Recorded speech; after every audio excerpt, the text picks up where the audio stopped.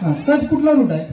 सांगली, माधवनगर, बुधगाव, विसूर, बोदवाडी. चला चला चला, भरली की चालली. या लवकर, बसा बसा बसा, या लवकर.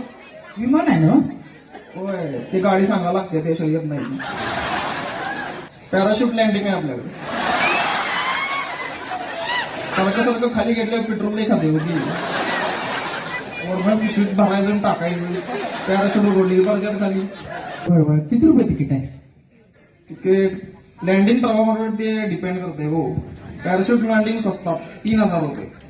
डायरेक्ट वड्यातनं असं तिथं पुलावर उतरायचं, तिथनं असं या वड्यातनं आमच्या इथं आणायचं, तिथं आणलं की मग 5000 रुपये.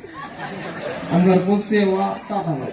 आणि वर येऊ शकत्या, स्ट्रेचरवरनं पण येऊ शकत्या बरं का. त्याला आम्ही जबाबदार नाही, इन्शुरन्स काढायला लागतो त्याला.